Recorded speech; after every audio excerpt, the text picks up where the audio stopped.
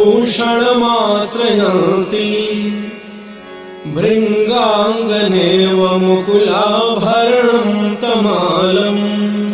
अङ्गीकृता अखिलविभूतिर्पाङ्गलीला माङ्गल्यदास्तु मम मङ्गलदेवतायाः मुग्धा मुहुर्विदधति वदने मुरारेः प्रेमत्रपाप्रणिहितानि गतागतानि मालादृशोर्मधुकरीव महोत्पलेया सा मे श्रियं दिशतु सागरसम्भवायाः विश्वामरेन्द्रपदविभ्रमदानदाक्षम् आनन्दहेतुरधिकं मुरविद्विषोऽपि ईशन्निषीदतु मयि क्षणमीक्षणार्धम् इन्दीवरोदरसहोदरमिन्दिरायाः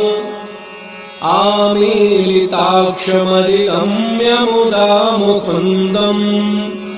आनन्दकन्दमनिमेषमनङ्गतन्त्रम् आकेकरस्थितिकनीनिकपक्ष्मनेत्रम् भूत्यै भवेन्मम भुजङ्गशयाङ्गनायाः बाह्वान्तरेऽमुर्जितः श्रितकौस्तुभेया हारावलीव हरिनीलमयी विभाति कामप्रदा भगवतोऽपि कटाक्षमाला कल्याणमावहतु मे कमलालयायाः कालाम्बुदालिललितोरसिकैटभारेर्धाराधरे स्फुरति या तडिदङ्गनेव मातुः समस्तजगतां महनीयमूर्तिर्भद्राणि मे दिशतु भार्गवनन्दनाया प्राप्तं पदं प्रथमतः खलु यत्प्रभावात् माङ्गल्यभाजिमधुमाथिनि मन्मथेन